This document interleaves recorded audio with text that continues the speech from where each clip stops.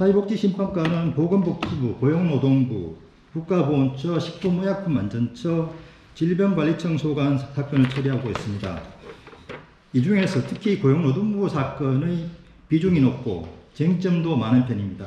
또한 고용복지 분야가 민생과 가장 밀접하게 관련되어 있기 때문에 행정심판뿐만 아니라 고충민원 처리, 110 콜센터, 정부합동민원센터, 온라인 상담 등 모든 업무량이 많은 것으로 알고 있습니다.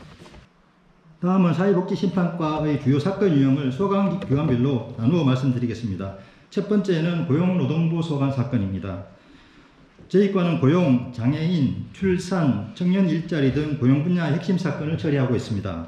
구체적으로 고용요지지원금, 장애인 고용장려금, 출산 육아기 장려금, 청년 디지털 일자리 장려금 등 각종 지원금 장려금과 관련한 부정수급 반환, 제재 부과금 부과, 추가 징수, 지급제한 관련 사건이 많습니다. 또 단위 대지급금 사건과 공인노무사 징계 사건도 주요한 유형입니다. 두 번째, 건강보험공단, 근로복지공단 소관 사건은 고용보험, 산재보험과 관련된 내용입니다.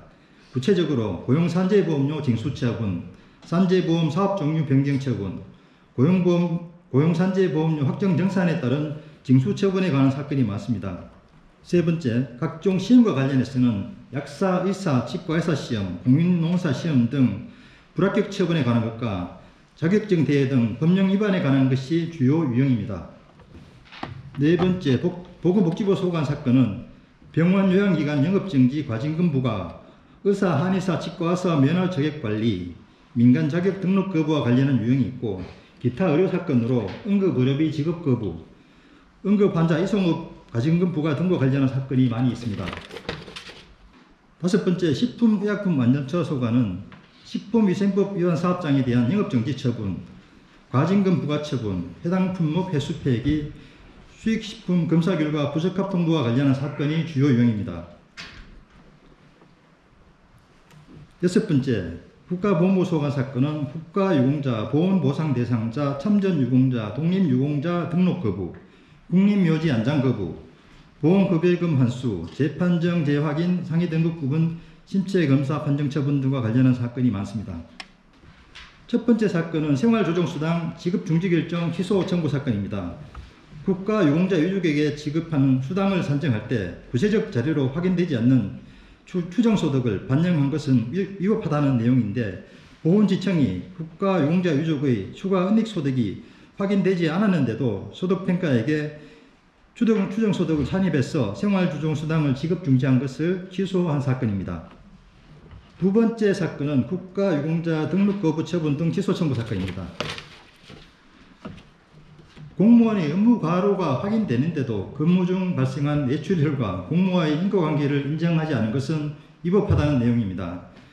공무원이 뇌출혈 발생 전부터 휴일 없이 계속 근무하였고 뇌혈관 기능에 영향을 줄 수 있는 육체적 정신적 부담이 과정한 근무 기록이 확인되는데도 재부상 공무원으로 인정하지 않은 보훈지청의 결정을 취소하였습니다. 세 번째 사건은 노동전환 고용안정지원금 지급 거부 처분 취소 청구 사건입니다. 노동전환 고용안정지원금은 산업구조 전환으로 고용조정이 불가피한 사업주가 근로자에게 직무훈련을 제공하면 훈련비를 지원하는 사업입니다. 행정청이 사업 참여를 승인했고 승인에 따라 업무 처리를 했다면 행정청이 비용을 지급해야 한다는 것이고 고용지청 승인에 따라 직무훈련을 실시하고 지원금을 신청했는데 지침이 개정되었다는 이유로 지원금 지급을 거부한 것을 취소하였습니다. 네 번째 사건은 영업정지 취소 청구 사건입니다. 소재 음식점 주인이 성숙해 보이는 청소년에게 신분증 확인을 하지 않고 주류를 판매했다는 이유로 영업정지 2개월 처분을 받은 것이 가혹하다는 내용입니다. 청구인에게 참작할 내용이 있었고 최근 소상공인 부담을 완화하기 위한 정부의 각종 정책 취지 등을 고려할 때 처분이 지나치게 가혹하도가 보아 취소한 사건입니다. 다섯 번째 사건은 정보공개 거부 처분 취소 청구 사건입니다. 청구인이 정보를 실제 취득하거나 활용할 의사 없이 다량의 정보 공개를 반복적으로 청구하고 공개된 정보의 대부분을 수령하지 않은 정보 공개 청구는 권리 남용에 해당하여 허용되지 아니한다는 내용이고 지방교정청에 3년치 행정심판 재결서 사본 정보 공개를 청구한 것에 대하여 정보 공개를 거부한 피청구인의 처분이 위법부당하지 않다고 보아 기각하였습니다. 여섯 번째 사건은 사단법인 정관 변경허가 반려처분 취소 사건입니다. 사단법인이 정관을 변경하고자 할 때 사단법인 정관에 의결 정족수가 있는데도 민법상의 의결 정족수를 충족하지 못했다는 이유로 주무관청이 변경허가를 거부한 것은 위법부당하다는 내용입니다. 일곱 번째 사건은 산재보험급여액 징수처분 취소 청구 사건입니다. 근로자가 마지막으로 근무한 사업장에서 질병재해가 발생했다는 이유만으로 마지막 근무 사업장을 장애급여가 징수되는 산업재해 발생 적용사업장으로 결정한 것은 위법부당하다는 것입니다.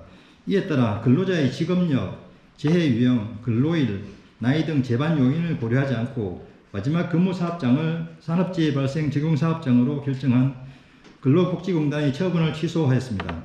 여덟 번째 마지막 사건은 응급의료비 대지급 이의신청 기각결정 취소 청구 사건입니다.